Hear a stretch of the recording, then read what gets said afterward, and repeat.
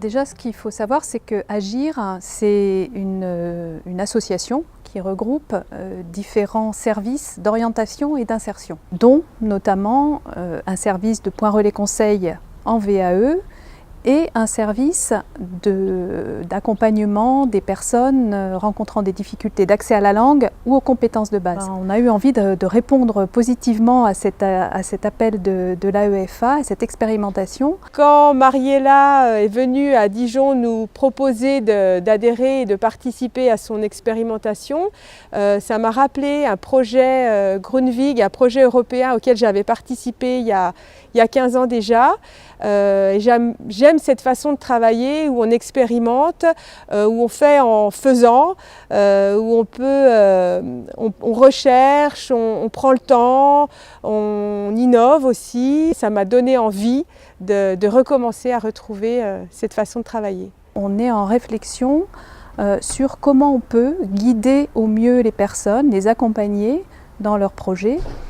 Et sur la partie savoir de base, comment est-ce qu'on peut les accompagner de manière différente. Lorsque l'AEFA nous a proposé cette expérimentation, je dirais que pour nous c'était une opportunité de pouvoir réfléchir à nos pratiques. Cette expérimentation m'intéressait dans la mesure où je me suis occupé d'une apprenante qui avait un projet VAE.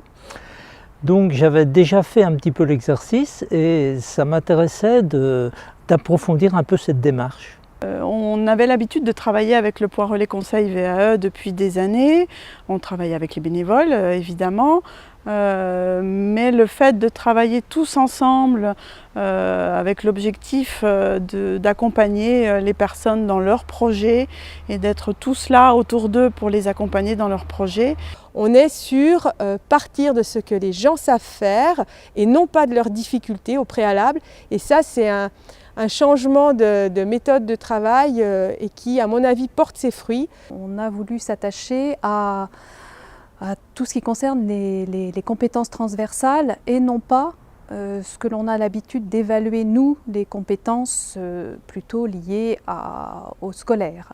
Je pense que déjà au sein de notre structure même, d'autres services pourraient en bénéficier.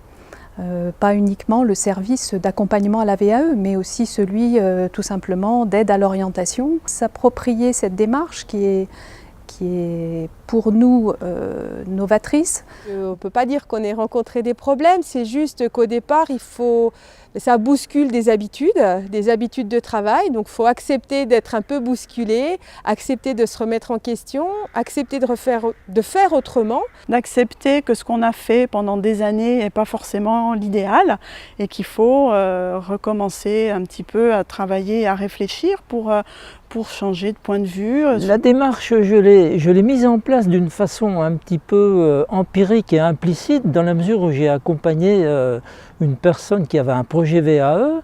Et ce qui me plaît beaucoup dans cette démarche, c'est que c'est vraiment une approche globale de la personne qui tient compte de sa personnalité, de son projet bien sûr, de son environnement.